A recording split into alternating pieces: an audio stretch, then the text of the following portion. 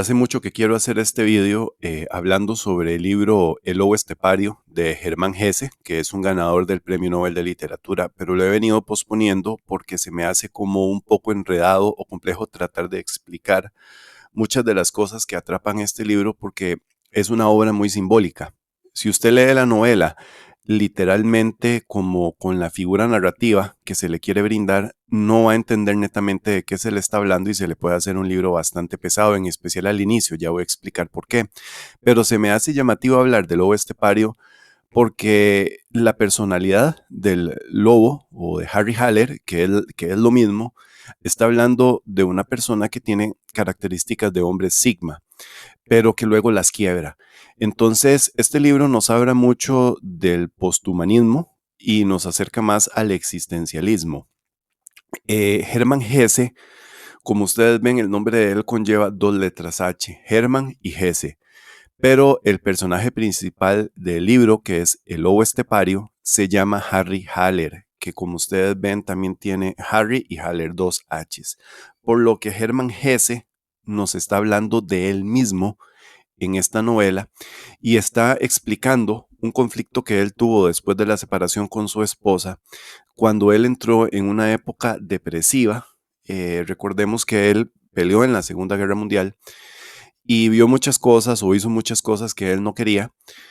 Y después de la ruptura con su esposa, entra en una depresión que incluso estuvo con terapia, con Carl Jung, y escribe este libro. Y este libro lo escribe explicando lo que es una dualidad.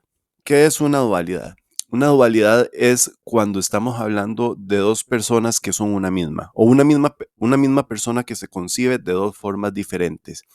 En este caso, el personaje principal del libro El Lobo Estepario entra en una duda existencialista porque se siente muy identificado con el lobo estepario, que es como su parte animal, esa parte de este animal que camina por una estepa. Una estepa es un lugar como una llanura que no es netamente un bosque ni es netamente plana, pero sí tiene como cierta vegetación, cierto follaje, y muchas veces los lobos en ciertos lugares se mueven cuando no andan en manada, solos se mueven por una estepa. Entonces, su lado animal, ese instinto con el que él pelea en el libro y el cual se quiere deshacer, narra la personalidad de un hombre sigma.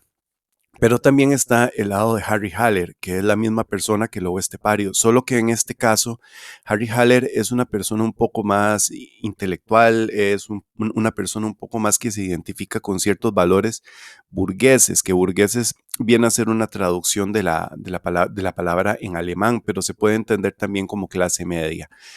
En este caso, el lobo estepario, cuando usted empieza a leer el libro, voy a tratar de no hacer spoilers. Igual, si los hago, es un libro tan simbólico que es imposible hacer un spoiler del mismo.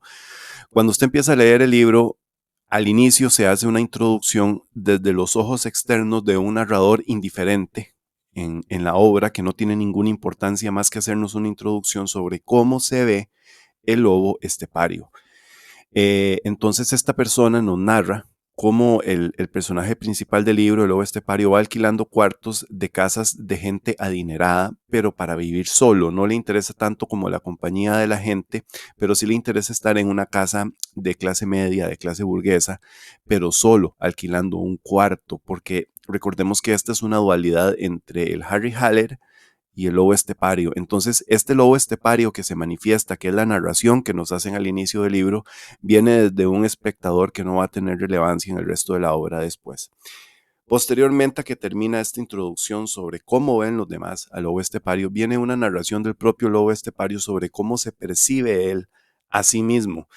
Entonces, aquí es donde él sale a caminar un día y le entregan un folleto sobre un teatro de cosas absurdas o solo para locos y todo este tipo de cosas, donde él empieza a confrontarse y a tener este problema con su dualidad, como con este tipo de personalidad sigma de un hombre que quiere estar solo, que quiere estar enfocado en sus cosas, que siente que no necesita a nadie, pero también empieza a tener un problema con su otro yo, con el yo de Harry Haller, de este hombre que le gusta estar en círculos de gente educada, rodeada de gente que sabe de cultura, de gente que tiene clase, de gente que tiene conocimientos en muchas cosas. y de personas que tienen cierto grado de educación y de dinero. Entonces esto lo empieza a confrontar a él y se da cuenta de que este modo de vida tipo Sigma que describe el libro, a él no lo tenía netamente satisfecho.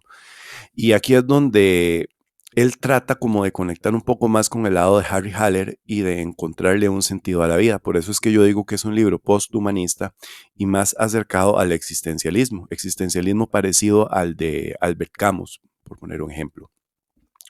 Y aquí es donde uno se da cuenta de que Hermann Hesse tenía una buena lectura de Nietzsche, porque durante este libro, cuando él empieza a atacar esta dualidad y a poner en conflicto esta dualidad, él habla del espíritu dionisiaco y del espíritu apolíneo. El espíritu dionisiaco se refiere como a los valores de la vida, de desmesura, como las drogas, los vicios, la fiesta, que es como un lado más humano, pero también está el espíritu apolíneo, que es la razón, el equilibrio, la individualidad, lo correcto. Entonces, ¿qué es lo que pasa a lo largo del libro? Que lo Dionisio y lo apolíneo se empiezan a pelear entre sí. Entonces todo este lado de confusión empieza a buscar un equilibrio. Dionisio empieza a buscar el equilibrio en lo apolíneo. La inestabilidad dionisiaca empieza a buscar la luz en el lado apolíneo, que esto es lo que hablaba Nietzsche, si no me equivoco, no recuerdo bien el libro del que hablaba, yo creo que es el origen de la tragedia. Bueno, no importa. Después, el espíritu de Dionisio empieza como a luchar con este caos que vive dentro del lobo estepario y empieza a buscar el orden en lo apolíneo. Entonces, él empieza como a tratar de encontrarle una respuesta a su vida y a encontrarle un orden y encuentra en un bar a una muchacha que se llama Armanda. Yo tengo la edición de la editorial Alianza, en otras ediciones le dicen otros nombres. Armanda es una mujer como una prepago. Me explico. Esta chica se dedica a la labor más antigua del mundo, pero él no hace una referencia a ella. Tanto, recuerden que es un libro simbólico, sino que no hace una referencia a ella tanto como un ser humano, sino como a ciertos valores, el valor de la fiesta, o sea, el valor de lo dionisiaco, el valor de la fiesta, el valor de las sustancias, el valor del baile, el valor de la música, estos valores de placer de los que hablaba, por ejemplo, Aldous Huxley en su libro Un Mundo Feliz, que todos estos valores dionisiacos que se ven hoy en la sociedad donde el placer y el entretenimiento reemplazan lo apolíneo, que es el equilibrio, la razón, la luz, es un problema que está socialmente muy presente hoy en día. Entonces, la lectura de El Lobo Estepario nos pone no solo en una pelea con nuestro yo sigma, también con nuestro yo más social. Y también hace un contraste entre el yo social y el yo asocial, porque también se puede entender la sociedad por medio de la lectura correcta de este libro. Entonces, él llega un momento en el que se enamora de Armanda y le dice a Armanda que él queda completa y totalmente a sus órdenes. Entonces, Armanda le dice que él va a aprender a bailar. Armanda le dice que él va a aprender a vestir de cierta forma, que va a empezar a acudir a ciertas actividades y el lobo estepario en realidad aprende a bailar, que eso es algo que al inicio de la novela se ve como algo imposible para ese personaje. El lobo estepario aprende a bailar y cae en manos de Armanda y él se enamora. Y Armanda, como el lobo estepario, quiere saciar sus instintos carnales, o sea, el lado de dionisiaco de él con Armanda, que es la que le gusta. Armanda netamente no quiere. Entonces Armanda le dice que algún día él va a tener que matarla a ella. Entonces le presenta a otra sexoservidora llamada María. En este caso, María también es una representación del lado dionisiaco que está en pelea con Harry Haller. Me explico. En este caso, el lobo estepario está entrando más en el lado humano, está pasando del lado apolíneo en el que él vivía o quería vivir, pero que no se sentía cómodo, a hacer una transición al lado de Dionisio. Entonces, el lobo estepario se enamora también de María, le gusta María, logra saciar sus instintos carnales más bajos con María. Y en este punto, él como que hace un tipo de renuncia, ella sabe bailar y entra un personaje nuevo a la novela que se llama Pablo. Pablo es un muchacho alegre que suele consumir sustancias prohibidas, que varias veces se las llega a dar a Harry Haller o el lobo estepario, y empieza a disfrutar de este tipo de cosas. Entonces, hay como una individuación, que recordemos que en filosofía la individuación es la posibilidad o condición que hace posible la individualidad y la concreción de la persona y que define su pluralidad y como que lo diferencia del resto de personas. Me explico.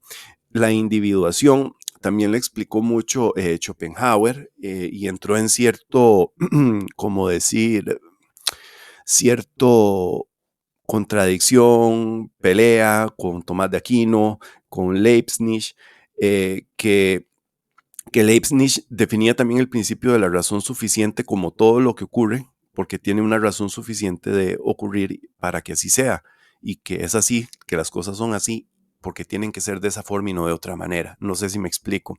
Entonces el personaje de Harry Haller entra dentro del principio de la razón suficiente de filosofía, pero también dentro de la individualización. No sé si me explico. Entonces, hay un cambio total y el lobo estepario empieza a quedar como en un segundo plano, como ese lado sigma del lobo estepario se empieza a alejar cada vez más de Harry Haller y empieza a adoptar una forma de ser un poco más humana dentro del espíritu de Dionisio que explicaba Nietzsche. Entonces, él empieza a caminar un día y conoce a un señor que juega ajedrez.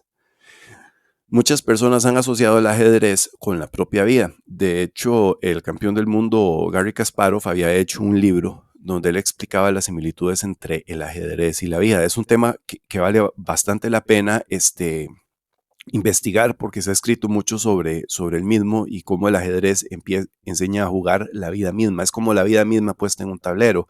Tal vez a muchas personas de entrada esto no les suena coherente, pero tiene más coherencia de lo que muchos imaginan y pueden buscar información al respecto. Hermann Hesse sabía la similitud que hay entre el ajedrez y la vida, entonces él habla de que un personaje que tenía muchas fichas y un tablero de ajedrez se las entrega a él y le enseña que la vida no es o una cosa o la otra, o sea que no puede ser el lobo estepario y no puede ser Harry Haller al mismo tiempo. Entonces le enseña que la vida es como un tablero de ajedrez, que hay que hacer sacrificios, que muchas veces hay que retirar una pieza porque está en peligro, que muchas veces hay lugares donde no hay que poner cierta ficha porque se crea una debilidad, que hay movimientos que requieren de un sacrificio, de una ficha muy valiosa para tener una mejor posición, pero que hay que saber terminar la jugada después. Entonces le habla sobre la toma de decisiones y sobre las diferentes personalidades que tiene una persona en su vida, que esto es un tipo de resolución a la que llega la novela respecto a la dualidad de Harry Haller y el lobo estepario, que la persona no es una cosa o es la otra, sino que la persona es un conjunto de experiencias, que la persona es un conjunto de cosas. Y aquí lo del espíritu de Apolinio, que es el equilibrio, la luz, el orden, la estabilidad, la razón, empieza a tomarse del personaje de Harry Haller, pero empieza a identificarlo más como el equilibrio. Entonces llega a la razón. Recordemos que este es un libro más existencialista que humanista. Llega a la idea de que la vida es equilibrio y que él no puede renunciar netamente como hacer el lobo estepario, pero que tampoco puede aportar y vivir dentro de esa idea burgués que tanto lo estaba aburriendo de ser intelectual, de comunicarse solo con gentes que tenían estudios, que se desarrollaban en círculos intelectuales. Y por eso en la novela se hace mucha referencia a personajes que él admira, como Goethe, el escritor alemán. Y el libro termina cuando él entabla como un tipo de relación o de amistad con Mozart. Recordemos que este es un libro simbólico. Entonces Mozart viene a ser como este lado burgués intelectual en el que vivía Harry Haller, pero no el lobo estepario. Y empiezan como a tener una duda. Él termina matando a Armanda porque Armanda se lo había pedido. Entonces, cuando él escogió a dos prostitutas como los personajes que lo sacaron del lobo estepario y que lo metieron más a la vida mundana, él lo hace no de una forma literal, sino que está haciendo un tipo de referencia a que él se prostituyó en su ser, a que él traicionó al lobo estepario, de que él hizo un cambio que él no debía de hacer, a un estilo de vida que él no debía hacer, para poder descubrir cómo era salir de ser un lobo estepario y pasar al otro lado de la acera que con tanta curiosidad y tanta opresión le hacía en su alma. Este es un libro que hace un llamamiento también a la exploración y a cómo muchas veces nosotros nos limitamos de experimentar ciertas cosas, ciertas ideas, ciertas sensaciones, cuando hace falta, por lo menos una vez en la vida, echarles un vistazo. ¿Por qué? Porque la persona que se reprime mucho, digamos el que no es un sigma natural, yo veo a Harry Haller que no era un lobo estepario netamente, que no era un sigma natural, sino que él estaba autorreprimiéndose a sí mismo y que esa posición de hombre sigma en la que él estaba viviendo no lo tenía netamente feliz porque no es la personalidad netamente de él. Por eso él entra en este problema de la dualidad y lo de las fichas de ajedrez que estaba explicando, donde él aprende de que somos muchas personas dentro de un solo cuerpo y que tenemos que buscar este equilibrio entre los placeres de la vida, el lado intelectual, el lado del estudio, el lado del trabajo, el lado de la soledad, el lado de la compañía. Porque si nosotros nos reprimimos mucho de una o de otra cosa, podemos terminar conociendo a una Armanda o a una María que nos van a descarriar por completo y vamos a terminar prostituyendo la persona que nosotros realmente somos. Recordemos que cuando Harry Haller mata a Armanda, posiblemente está haciendo como una referencia nuevamente a Nietzsche, que Nietzsche, cuando así hablaba Zaratustra, recuerden que Zaratustra muchas veces cuando se iba de un pueblo era apedreada, entonces es muy posible que Harry Haller, al decir que mató a Armanda, estaba haciendo como una referencia a todo este asunto de Nietzsche, de así hablaba Zaratustra y de los cambios en ideas, como de empezar de cero. Posiblemente cuando él mata a Armanda en este libro, simbólicamente se quiere estar refiriendo a que ha hecho el descubrimiento del equilibrio de las ideas que tanto lo estaban perturbando a él. Finalmente, como estaba diciendo, él entabla en una relación con Mozart y le pide a Mozart que lo juzgue por haber matado a Armanda. Él quería a Armanda y Armanda estaba con Pablo, que era el que representaba también los vicios, la música. Pablo era un personaje que no se preocupaba por nada. Entonces Harry Haller los termina matando. Entonces Mozart lo condena a él a seguir viviendo. El castigo no es la muerte, porque Harry Haller decía que él merecía la muerte por haber matado a una mujer que había sido tan buena con él y que le había enseñado tanto como Armanda. Pero al final Mozart condena a Harry Haller a seguir viviendo. O sea, queda prácticamente condenado a vivir. Entonces, ¿qué es lo que nos quiere decir Hermann Hesse con este final? Este es un final muy fuerte. Posiblemente nos está diciendo que todos tenemos como castigo vivir, pero que la mejor forma de sobrellevar este castigo es no prostituir nuestra forma de ser. Por eso él mató a Armanda y por eso tenía a María como otra de las personas que lo sacó del espíritu de Dionisio y lo metió perdón, que lo sacó del espíritu de Apolinio y lo metió en el espíritu dionisiaco del que hablaba Nietzsche. Y al haberlas matado nos está dando como el mensaje de que no tenemos netamente como que prostituirnos nosotros mismos, sino tirarnos a hacer un equilibrio de las diferentes personalidades que nosotros tenemos, como de reencontrarnos, porque no podemos ser una cosa o la otra. Y si usted se termina reprimiendo de algo, es muy posible que en el futuro termine atormentado y buscando respuestas, tratando de conciliar una parte suya que ya no está presente o que usted necesite que esté presente, pero que el propio miedo a vivir la individualización, el principio de la razón suficiente del que hablaba, que eso lo va a terminar a usted amarrando en la vida y lo va a meter en una depresión como la que estaba pasando Harry Haller. Yo siempre he dicho que muchas veces cuando una persona va a perder la vida, cuando una persona va a fallecer, se habla del fallecimiento físico, pero que durante nuestra vida nosotros morimos muchísimas veces.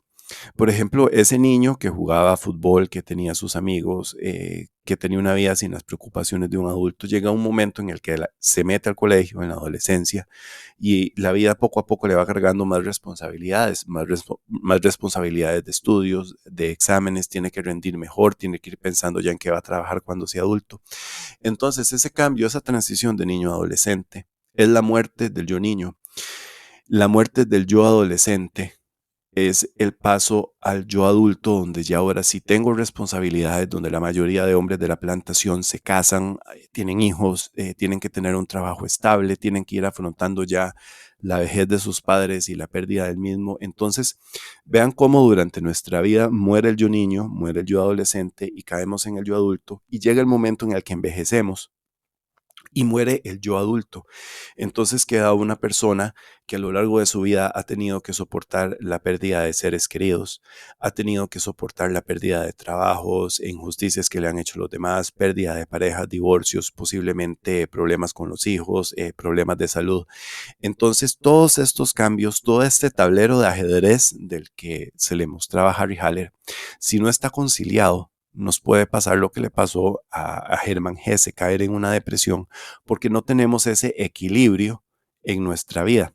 Esas diferentes personalidades o personas que habitan dentro de nosotros, que han pasado por situaciones de alegría, ese yo niño, ese yo adulto, ese yo joven, ese constructo de experiencias que forman al individuo al final de su vida, que lo nutren, si eso no está en equilibrio, podemos no adaptarnos a los cambios, de ir perdiendo seres queridos, de perder trabajos o de adaptarnos a cambios de lugar de residencia y nos pueden terminar costando una depresión, un conflicto entre el lobo estepario y el Harry Haller que vive conmigo.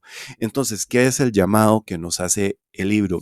El libro nos hace un llamado que nosotros cambiamos, que tenemos que estar abiertos al cambio, que tenemos que tener equilibrio y que tenemos que entender que hay muchas personas viviendo dentro de un ser humano, muchas experiencias que forman la personalidad del individuo y que si nosotros reprimimos una, las otras nos van a venir a perseguir y que eso nos puede causar problemas mentales, desequilibrio y que nos puede hacer propensos a tener depresiones o problemas porque no nos adaptamos al cambio, porque no estamos entendiendo netamente la vida. Y el llamado del lobo estepario es a no hacer, como decir, pragmáticos y saber encontrar una medida en las diferentes etapas de la vida y conciliar el área intelectual con el área de la diversión, con el área de la mesura. En ningún momento de este libro, Harry Haller habla de él con ostentosidad. Siempre lo hace desde un punto de vista muy oscuro, desde un punto de vista, como decía, muy simbólico y desde un punto de vista donde el yo no es más importante que para el análisis. Entonces creo que es un libro que vale la pena leer. Ojalá que si ya lo leyeron y vieron este análisis les haya servido mejor para comprender qué es lo que nos quería decir Hermann Hesse sobre el lobo estepario, que al final era el mismo, o sobre Harry Haller, que es lo mismo que el lobo estepario, y que si no han leído el libro y logran ver o escuchar esta narración, les sea más fácil comprender y sobrellevar el libro porque vale mucho la pena leerlo. Es un libro que habla de sociedad, de persona, del yo, de cómo conciliar. Es un libro muy existencialista al estilo de Camus. A Camus no sé si lo leyó o no, pero le tiene que haber gustado mucho. Y aquí les dejo este análisis que hace mucho quería realizar. Espero que les haya gustado. Sé que no es el tema netamente que les gusta que hable en el canal, pero yo tenía que hablar de este libro de Lobo Estepario de Hermann Hesse. Uno más del Patriarcado les agradece haber escuchado y les desea un excelente día.